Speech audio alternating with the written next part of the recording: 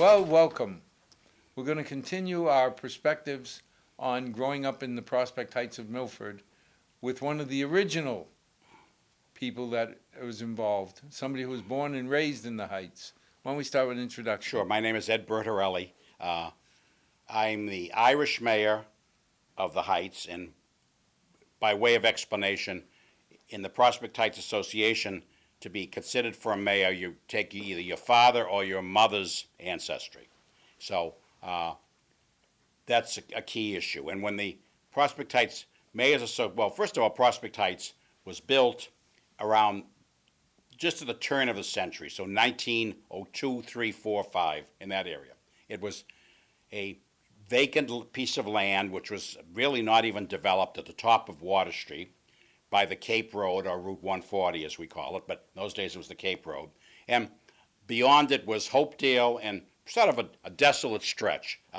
On Water Street there had been houses most of the way up, but then it was just woods and whatever. So the land was there, Draper Corporation purchased it, and at the same time they bought that, they owned all the land right down to Milford Hospital. And of course the Draper family, which was Draper Corporation, was very involved in creating and fostering Milford Hospital. So it's that huge tract of land that was there. So when the brick houses were built, and they were built first, the bricks, as we say, then they were open to Hopedale Corporation workers. And one of the good things for Draper Corporation was it gave workers a place to stay, rather large for the time, but it also gave the corporation, in a sense, control over the workers, because if you also rented from the people where you worked,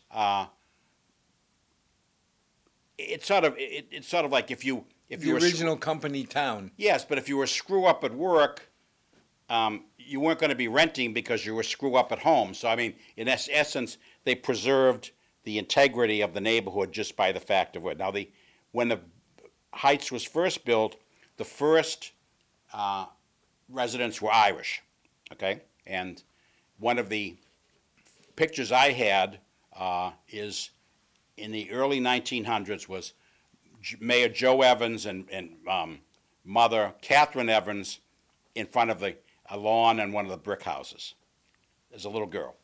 So it was an Irish neighborhood at the time, okay, predominantly Irish because of whatever. My grandparents moved from Ireland to here in 1913, and my mother moved, and her father and mother and herself, and then the rest of the family was born, moved into the house that we lived in 1913 on Water Street, which is then called Prospect Heights.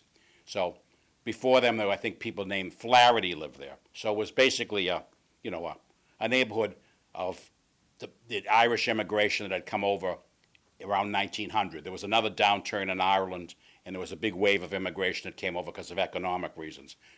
Many before had come over because of the famine, but that was many decades before. That was before. Yeah, many decades before. So that was basically the deal. You got a nice apartment. You had central sewer system which was connected. You had water, heat. Was supplied in different ways, but for the time they were good houses, and the units were either 4, 5, and sometimes 6 rooms on each side. Or if they were brick houses, they were multi-level. So that was, now obviously with that neighborhood and the number of people, you had a tremendous number of people who lived in that neighborhood. So if you look back, if Milford's population at the time of, say, 1900 was 8,000 or 9,000 people, a considerable portion of Milford lived in the Heights, because if you have 115, I believe, house numbers, and say you have at least 4 people per house, 4 is optimistic. 10% of the town was in that one complex. Amazing, yes. So that was the interesting thing. And of course, here around now, you walked across the hill to work, okay, and the rest of the time you were down in Milford doing things of whatever, buying groceries, doing this or that or the other thing. So that was how the original thing happened. Then the neighborhood also obviously diversified, and one of the great things at least remember is the end of it was in the right after World War I was the genocide of the during World War I and after the genocide of the Armenians, a horrific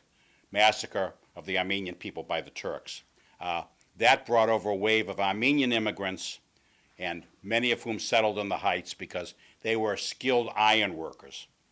So they were rewarded with a job in the foundry, which was, not hard work, not a fun spot, and it was always hot in there. So they were great iron workers, and they came in, and we saw some of the heritage that we have. And then you have, the Italian people, and then as you're very familiar with, the Portuguese immigration came over in different waves, and there were different reasons why people came from Milford from Portugal to Milford, but they came over in numbers, and then obviously the way a lot of immigrants do, word of mouth spread, letters home, hey, come on, there's jobs here, and people came over. Well, I mean, originally, when you think of Massachusetts, we had whaling as a major industry.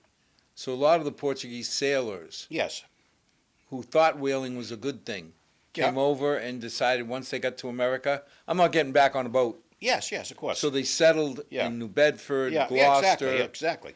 And then you've got the wave of people like my grandfather, who had nothing to do with fishing. No. But if I'm immigrating to a new country with $38.20 in my pocket, it's a lot more comfortable to go somewhere where they speak my language, they know my customs. But again, sometimes there's always the anchor of a certain member of the family that was here. For example, in my Irish family, my great aunt was a head housekeeper. So what that meant was, in the wealthier family, she ran a house for people. She did the food. She ordered the food. She was the house manager. The servants all worked for her, and she was in Worcester, in a Jewish family that was in the leather industry.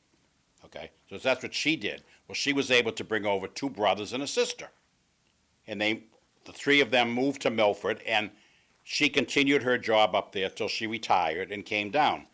When my grandmother came here, she had certain skills as that as well from Ireland, and became the same situation in one of the houses that the Draper family owned. Okay, Crosswinds, the one that's the Mexican style one on Aden Street, right at the corner of Aden and Route 16. Okay, so that's what she did to one of the Draper family. Well, a lot of the draw here was the shoe factories. Okay, so but again,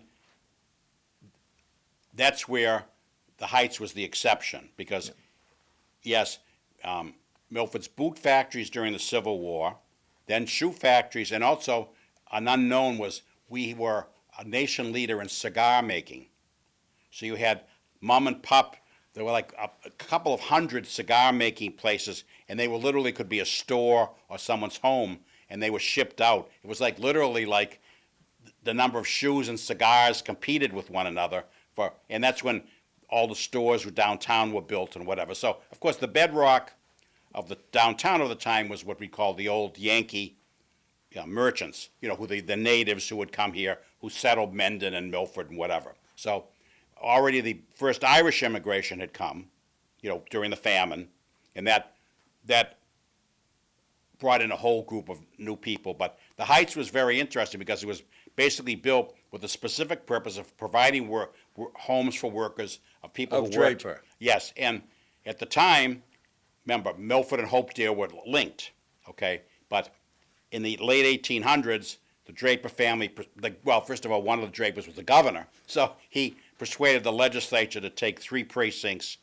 right there, like a cigar, and take it off, and it became the town of Hopedale. So now the workers are going to work in another town, walking over the hill or through the woods or whatever, and that was a stand. So their link to the rest of Milford was for shopping, for bars, social clubs, whatever it was.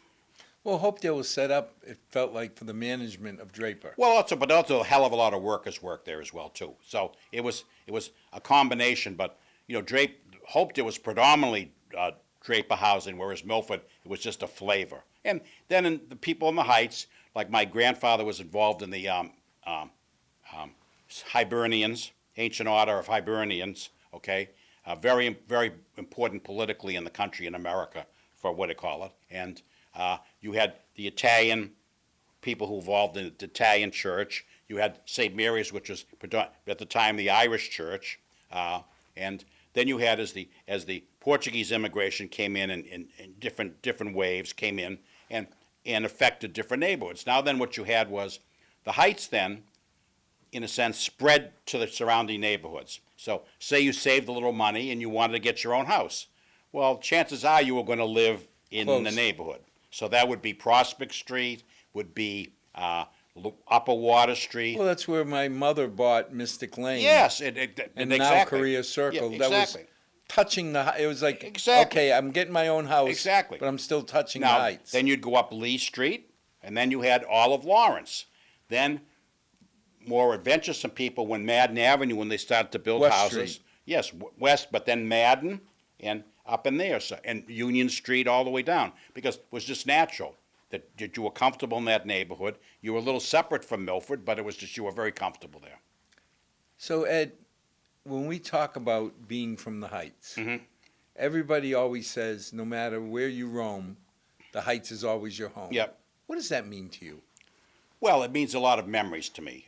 I probably privileged. The younger people probably wouldn't share them, but as I said, one of my neighbors who passed away recently, Tony and Bruno, my grandmother was the last baby. He was the last baby my grandmother delivered. So you have a very personal connection, and some of my neighbors who still the originals there, I still have a personal connection from the time I was a kid. Obviously that fades with time, but it's one of the things we treasure, and each of us has got something to contribute to the story. But what does it mean to you personally? Because you were one of the people who was born and raised and grew up in the Yeah, Heights. well, it was important, but I also had my connection with the Plains because my Italian family was from the Plains. It's just a lot of different memories, playing with kids and playing whatever, and then, going off to college and graduate school and coming back, and then being, elected a mayor as when I came back to live there. Yep. What is a mayor of the Heights? Well, as they say, what are we on our, correct me on the number, what are we on, our 60-something mayor? Yeah. Well, it was, again, I guess a fun group of guys who got together, at the old Portuguese club and decided, hey, let's form an association that's based on fun and have a parade and celebrate the neighborhood. So you had a group of people, and I know the first mayor was Flash Marrera, but the funny thing was the second mayor was John Milan, and he was predicting he was going to be the first mayor, so they decided to roast John and make Flash the first mayor. So what they did was they sort of set up a rotation of the ethnic groupings. So would be Portuguese, Irish, Italian, Armenian. Oh, excuse me. Greek and Polish. No, but wait, but just let me. So the first would be, okay, first was Portuguese, the second was Irish, the third was Armenian, and the fourth was Italian, just in that order they happened to pick them. And then you would have possibilities of Polish or Greek if there were candidates. Okay, that's the way it went. So sometimes there were Polish candidates. The Greeks candidates were very limited. It was the Connie Irises. But the Polish candidates were a little more numerous. And it continued down over the history, almost in that rotation. Down a couple of times the rotation has changed a bit, but that's been that way for all these years. So I was mayor in 1990 and 91, that era, so many years ago. So and the mayor before me had been Bento do Corral, who was Portuguese, and after me was Manug Manoujian, who was Armenian. And then we had an Italian mayor. So Diego Chaves is the senior mayor, and I'm the second senior mayor as far as longevity. The age, we're going by when you were appointed or elected mayor. Elected mayor. Yes. So that's, and it's become more, sophisticated and more, whatever. But it was always a quiet group before, and I think we pride ourselves on our projects to help the town. And the mayors have done exemplary work in restoring the beautiful park near the Portuguese Club, which was a 3 or 4 or 5 year project. We had donated over $250,000 in work The town paid nothing for what we did. It was a volunteer work on the mayor's part and from generous donations from contractors. Dominic Afonso helped and other people. So it was a great area, and we're very proud of it, and they continued that way as well. You know, it's interesting because today's day and age, everybody wants to talk about diversity. Okay. And I laughed because I sat there and said, when I was a kid in the Heights, we were too busy Playing with one another. experience diversity Well, to talk about it. when people say things like that, they literally mean they've never experienced it. And it's like is this an otherworldly experience? I'll give you an example. My grandmother lived in the house in Prospect Heights on Water Street, and a neighbor lived in the brick house, and he came to her and said, "Mary, my family's coming from Italy."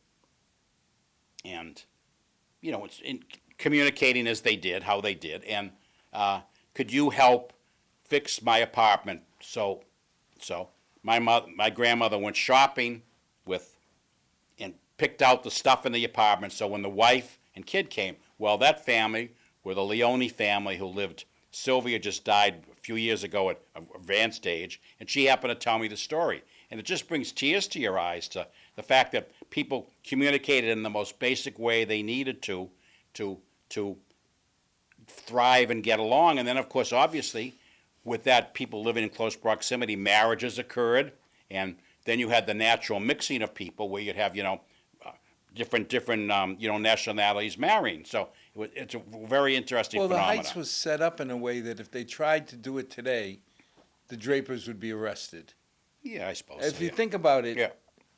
they were doing it for all the right reasons to say, Portuguese immigrants coming across need a place to get together and assimilate. Yeah. So we're going to take the first 30 units Yeah. of the Heights, Portuguese only, and we're going to give unit number 30 as a Portuguese club.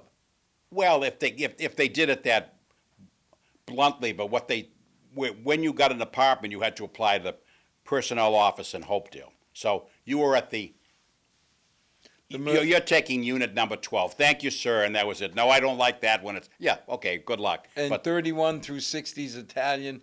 Today, can you imagine somebody saying, "I'd like to buy number 12," and saying, what "You're not happened Portuguese"?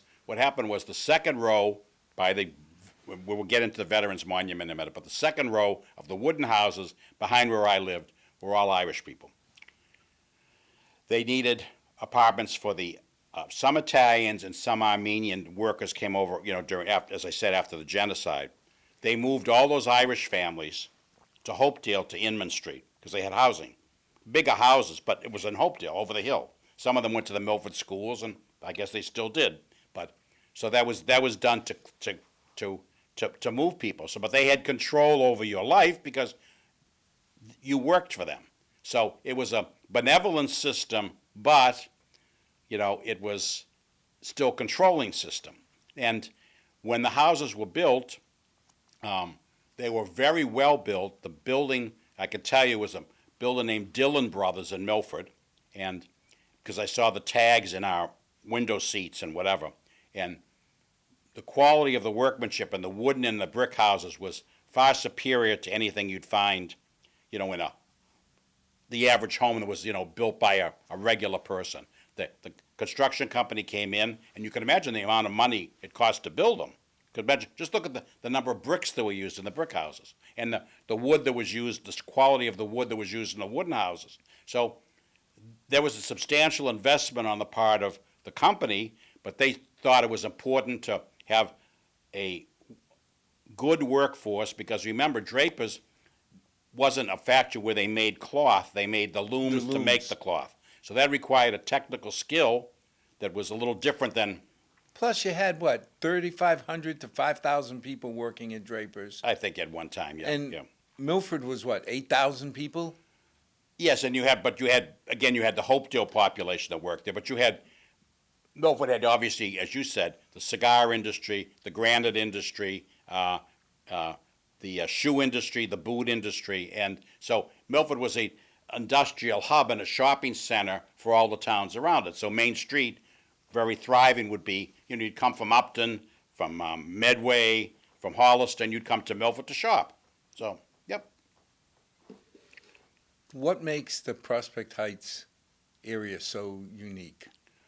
Well, today I think it's changed. I mean, today we'd be saying that it's very different because today we have the same problems we have in other neighborhoods. A lot of speculative landlords own it. So I think that the character has changed. The challenge is we like to keep the memories of the old neighborhood alive and through our work, do good works to help the neighborhood out. So I think that's our goal, is to try and ensure it stays as close as we can to a good neighborhood and, with a good amount of good citizenry and whatever. And Well, I've been really happy that the Mayor's Association in the last few years have done projects that spread out across the town. yes, When we went into the high school, we noticed trophy cases yes, for all the athletes. yes, Except special needs. yep, So the mayors under Domingos Rhoda purchased the trophy case yep, to highlight the special needs athletes. yep.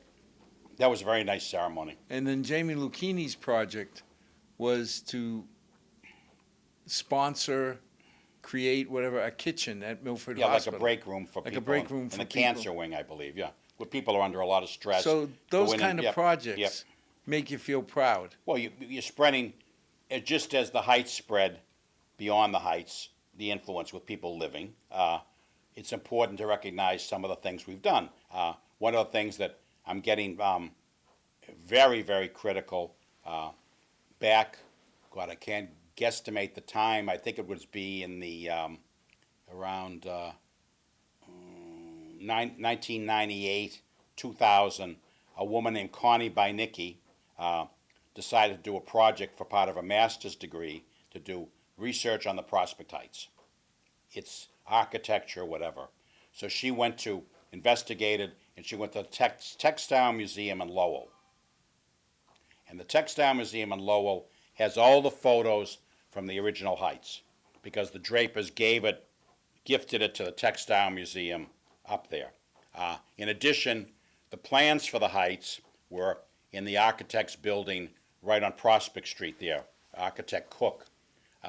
Prospect Heights, the layout of the park, of the neighborhood, was designed by Olmsted, world famous landscape architect who designed Central Park. There's no one better, okay, in America. So the rich historic thing. So Connie compiled all the work needed, and the federal government was very rigorous to do. We were declared a federal historic district that time. I believe we're the only neighborhood in the town of Milford that is. In fact, probably in the area. So that's a great honor, emphasizing the quality of the work that was done in it. And so we're happy to get this plaque and diploma again and make sure we display them. But that's a great source of pride when we did it. And one of the reunions we laid out the old black and white pictures that are crystal clear of people sitting in front of their houses or just having a day relaxing or whatever, and then snapshots of the neighborhood. Down by the Portuguese Club where you had your grocery store and the original Portuguese Club upstairs, and then on the side, and then whatever. So as the neighborhood developed, so they're beautiful snapshots of the time. But as I say, they're at the Textile Museum in Lowell, which is, I guess, very interesting because it takes, in fact, part of the city of Lowell are obviously factories with the whatever. So it captures a real snapshot.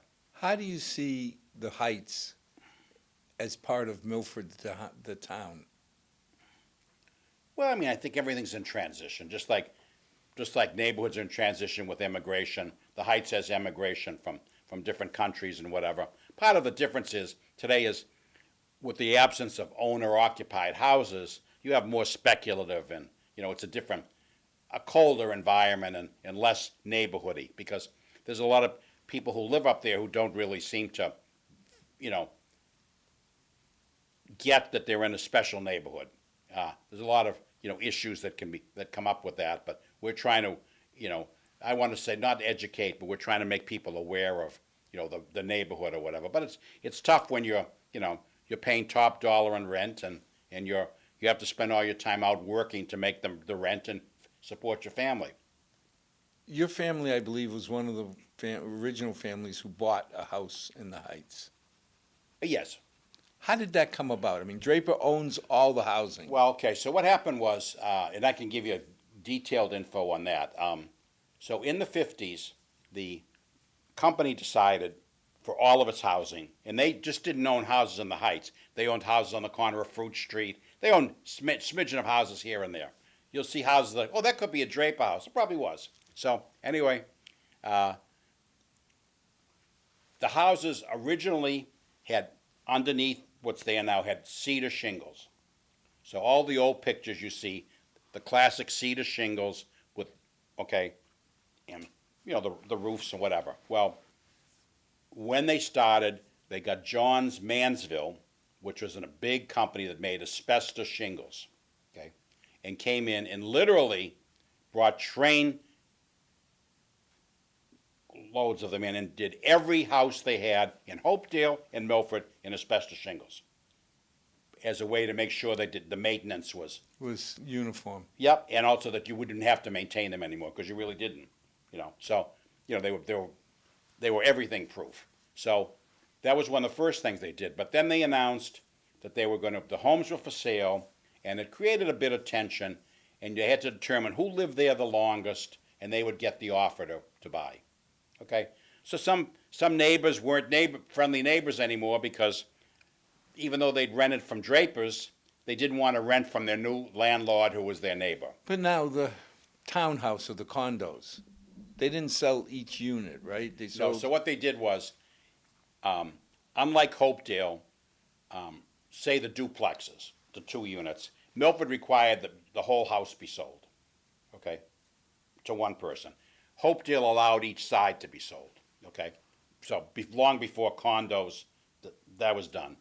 The houses down below, the brick houses were sold in units of 4. It's pretty substantial. So you'd buy, unless it was a 2-family house, Yep. then someone would buy that one. But say the next one down, be 4 apartments, 4 apartments, 4 apartments, then a 2-family, whatever. And then down by the swimming pool, those were 4 apartments as well. So that's how they were sold.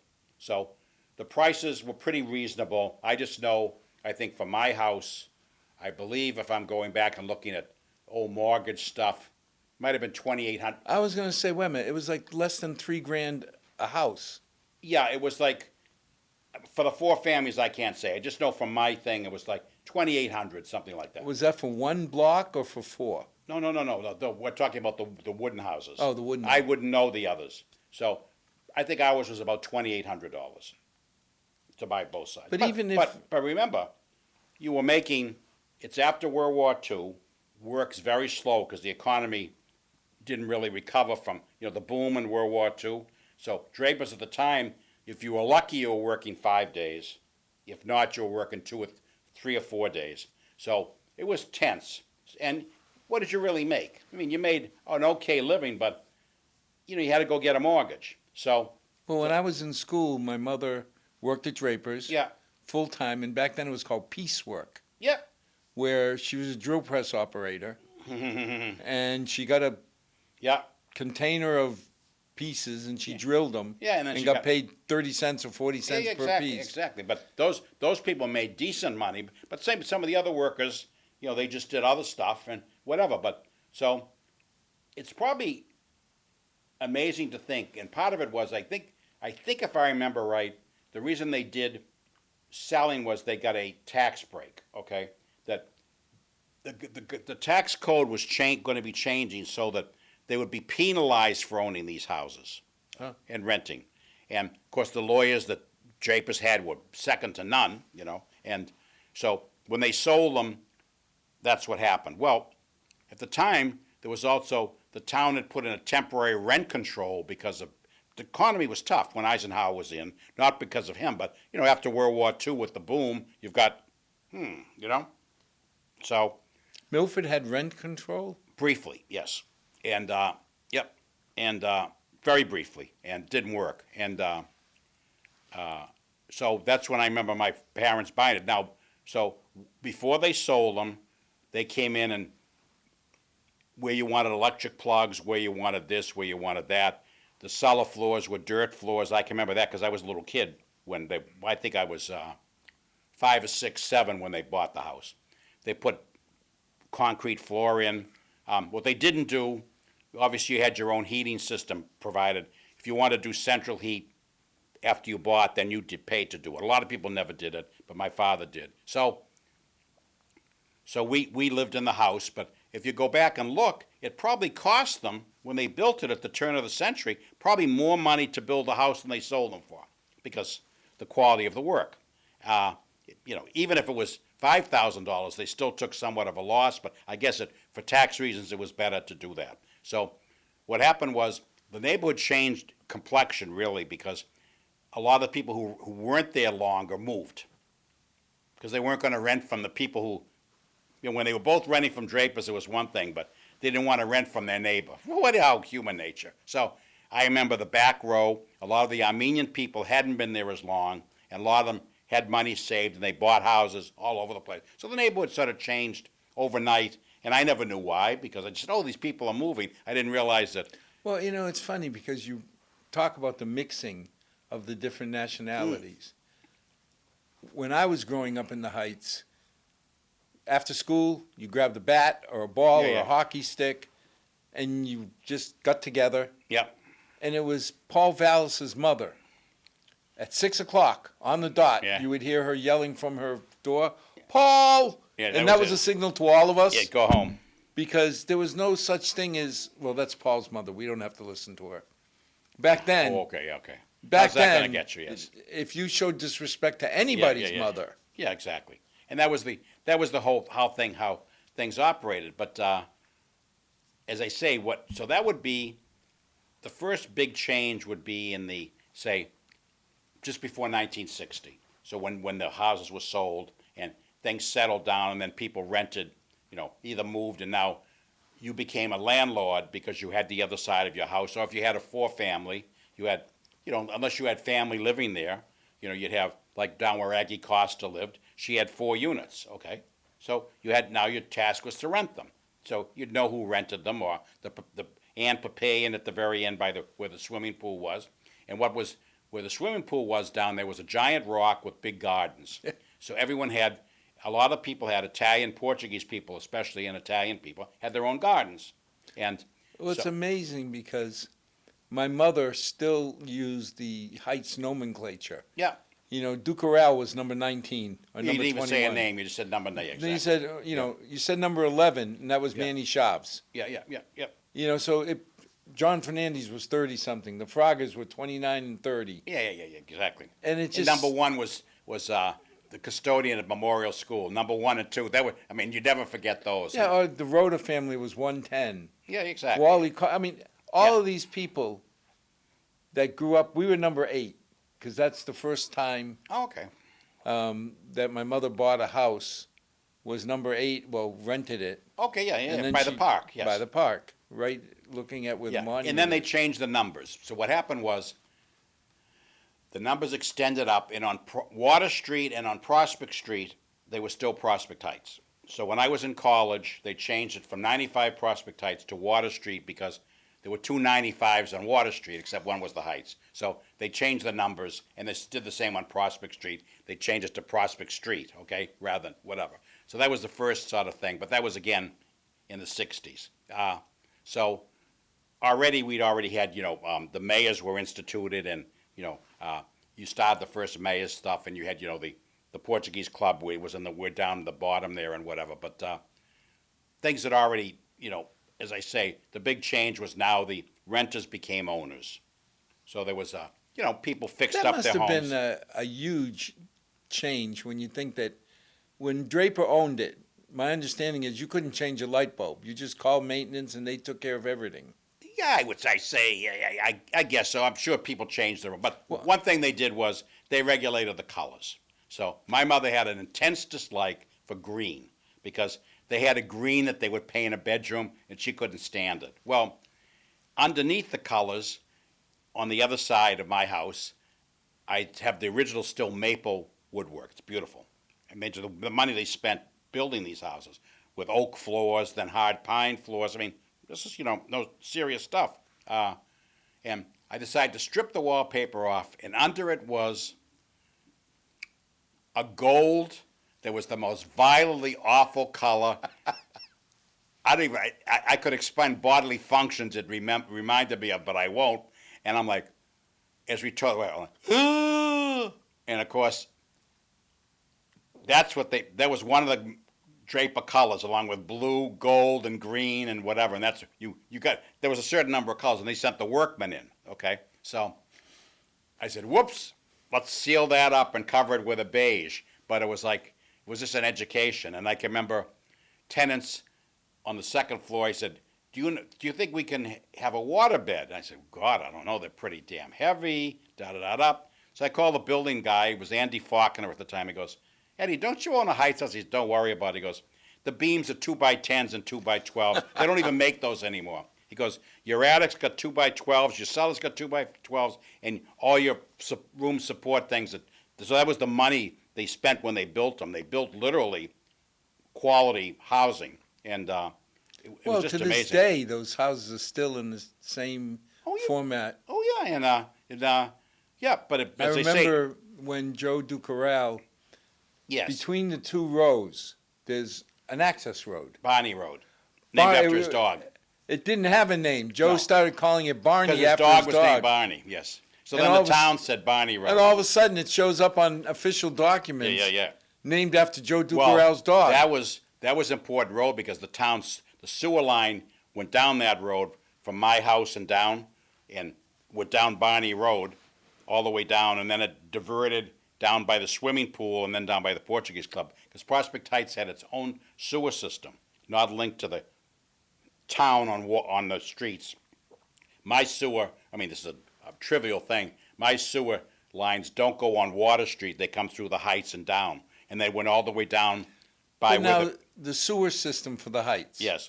It links with the town. I was going to say, eventually it linked with the town. The town by Main Street. It goes way down. So it went down by where the Portuguese picnic used to be, down through the woods and down that way. Yep. But imagine the expense. Yep. To do it. So again, the big thing happened in that time was that the owners, the former tenants became owners, and people then began to fix their homes as they wished. So my father wanted heat on both sides. He installed heat. He did all these different things, and did what do you want to call it? Concrete lip around the house, and then we had a big event that was a real catastrophe in that we had one of the hurricanes, and it was, I'm going to say it was, I think was just before 1960, and it was one of the named hurricanes that flooded downtown Milford. Well, the floodwaters were so heavy that my father's car was parked in front of the house because there were no driveways then, and there were trees planted, where the driveways are, there were maple trees. And the car was carried all the way down the bottom of Water Street. Downtown Milford was flooded. The floodwaters hit our porch, broke through the granite wall, those granite foundation, and flooded the cellar.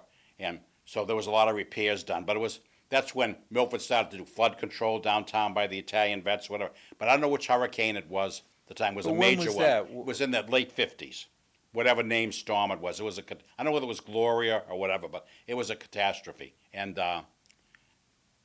literally the water flooded down Water Street from Hopedale all the way down. Then it collected down by, imagine the flooding down the bottom of Water Street. Downtown Milford was flooded, down by where Davrin's was. Davrin's, and then also even worse, even lower, below St. Mary's, where the railroad tracks or the bike trail is now, right in there, by Fino Annex. Yeah, and also right down on Main East, where Main and East Main met, right by Sacred Heart Church. Floodwaters like where Morelli's store was, used to be called Morelli's Market. It's interesting because we talk about the Fino Field Annex. Yep. And the Parks Department always gets grief about, you haven't put sprinklers, you haven't done this, you haven't done, and they sit there and say, we can't, it's a floodplain. Oh, no, yeah. It's set up for a 100-year flood. Yeah. But nobody remembers that 60 years ago, that was flood. Well, as I say, the 50s was obviously the hurricane of 38, which who remembers, but the one, these hurricanes in the late 50s, that's when it spurred the building the dam by the Italian vets and all sorts of conduits or whatever to channel the water away, because the lowest section of Milford is actually by Parkhurst Street, right off Hayward, right Is that down there. really the And- lowest? And then it continues down by the chute, by where the rubber company was, Archer Rubber, and down, and that's the lowest part, going down toward Howard Street that way. So it's all, so you mentioned what water does there.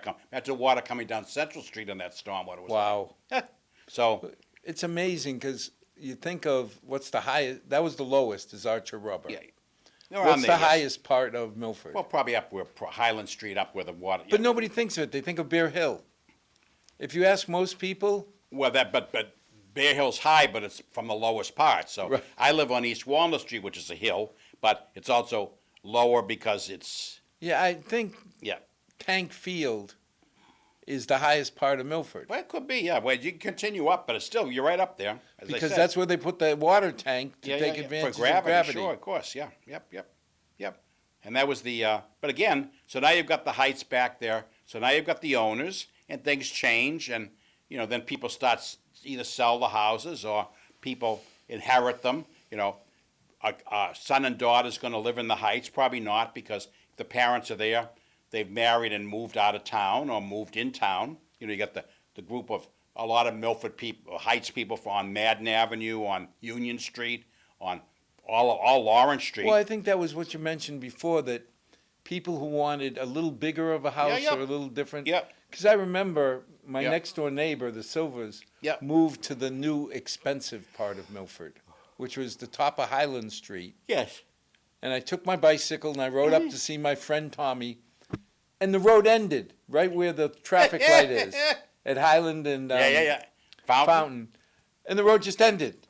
And it was like, what's this? And I said, well, this is the new expensive part of Milford because they have split levels. Oh yeah. Okay. Yeah. Oh no. You know, and Yeah. it's amazing. So 'cause- yeah, but no, it's just as I say, you go down Lawrence Street, you had the Porzios, and if you look at the Prospect Heights Veterans Memorial in the park, you can see the deceased veterans, and you can see the League of Nations just in the deceased veterans. You have a Porzio, you have several Portuguese people, some Irish people. What's his name? A Pomponio is on there, is killed in the war. Mr. White is killed in the war. Well, it was amazing how many people are listed on that monument Yes. from one little neighborhood Yes. in Milford. Yeah, and I remember when they recruited the money for it, that monument originally was over by Jean's Variety. It sat there, and it didn't face Water Street. It was diagonal, it was like this way, and you were in the Prospect Heights. You walked up a long walk, and there it was with shrubs around it, with a flagpole. So it faced the heights, and I believe it was $50, which is a lot of money. They came around and did a subscription. Would you like your name on it? So my Yeah. father's on it. My two uncles are on it. And obviously, if you'd moved away, the interesting thing was, we talked at the last town meeting the other night about adding names. Well, we helped add names because we had names. The Veterans Department wanted to know what the criteria was to be an our monument. Well, there's a lady on there, Charlotta Janian. She was an officer in the military, which is very something. Okay, she was added. She's on the Prospect Heights monument. And there was another lady, Winnie Donlin. She was a career military person. She grew up on the other side of my house, and she ended up retiring by Cape Canaveral in Florida. So you had women who were career people. You had a man named Humphrey Jermajan, strange name, but he lived. Not if you're Armenian. Humphrey? Germanian. Yeah, but the name Humphrey. Oh. Well, the poor guy, Mr. Jermajan, the father, knew my grandfather, Humphrey Sullivan. He liked the name. So Humphrey served in World War II, Korea, and Vietnam. Wow. He was a high-level non-commissioned officer. It's funny because you bring up things like Jean's Variety. Yes. That was a rite of passage because the top of the Heights Park, Yes. we used to play baseball there. Yeah. And every year, you got closer and closer to being able to hit a baseball over the fence. Uh-oh, yeah. Of course, when it happened that we all started getting old enough, Yeah. the owners of Yeah. the market weren't happy when we Yeah, kept Gene, of course, Gene, yep, yep. Gene was not happy when Yeah, we started yeah. bouncing balls off his roof. He had a sense of humor. I mean, it was a good family. Yeah. Well, again, that was the, as the neighborhood extended up, you had right next to the Gene's variety was Guido's Market. Okay, well, the Guido homestead. Well, Gene was one of the sons of Guido, and after World War II, he did that store. Okay, and so he rented it from the family, but he developed it into, between an ice cream parlor and whatever, and into a market. And then you had Lena, who had the Club Royal. Lena, which again, her husband was a Guido. Right. She was Lena Lena's, Guido. Lena Sousa, she was, yeah, yeah. And, And- her father, she and my mother were born the same day in the same year. So, And down that same street, Goody Guido, yes, down down the little road, yep. the little road, used to have an access easement Yep, by Mrs. Diacosta's house on Water Street. Yeah. 'Cause he used to go down to the shoe factory Mhm. and get all the leather remnants, yeah, fill a pickup truck, and just dump them off the back Yep. to make a Yep. path. yep. Yeah, I can remember where Diego Chavez lives, our oldest mayor. Miss Hardiman lived there, and her parents lived there, and she did. And I think she was a teacher. Anyway, she retired. She lived in Medway, and down below, down by where Gary the Matoses live. Yeah, Okay, down by Ruggierios. yes, okay. Do you remember the store? Remember Conley's Red Barn in Hopkitten? No. No, it was as you went out of Milford on 85. Before you got to anything, just over the town line on the left was like a barn that had they sold appliances or whatever. Yeah. If you remember, it was there when you were younger. Well, he was from that right across from where the funeral home was. So people moved around. I can remember when the funeral home was set up, when the Ruggierios set it up, and Alex and Danny Ruggiero, Danny was of course a mayor way back. Again, that was on the outskirts of things, Water Street, whatever. You had I mean, again, traditions, when you think of the funeral homes, I would say most of the Portuguese community still goes to what's now Consigli, yes.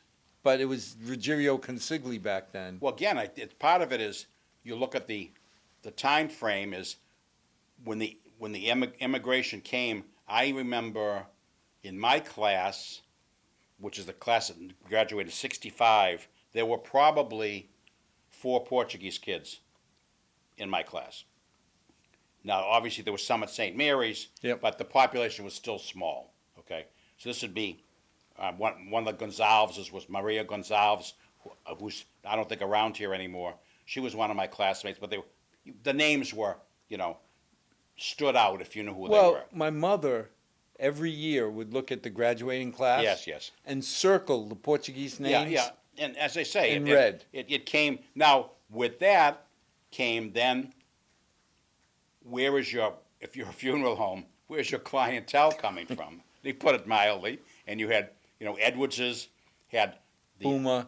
no, but Edwards's had the Irish population and the Northern Italians. That's another story. De Pasquale, which was by where the post office is now, had all the Italians. Okay.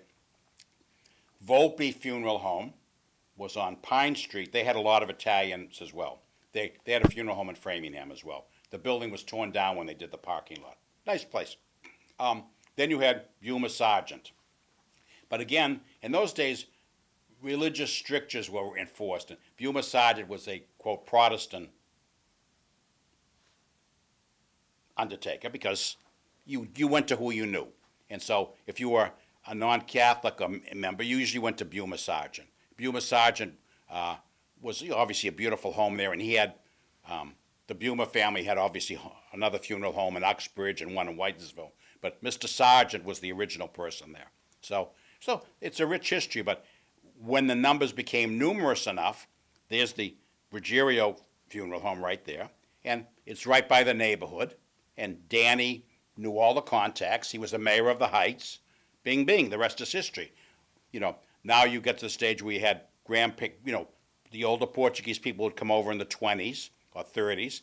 They're passing away. Well, where do you go for? And that set up. Well, I mean, it's even the cemeteries. Yeah. I know it sounds terrible, but when one of my mother's girlfriends, Donna Clotilda, died at 104, she was buried in a plot in Vernon Grove. Yes.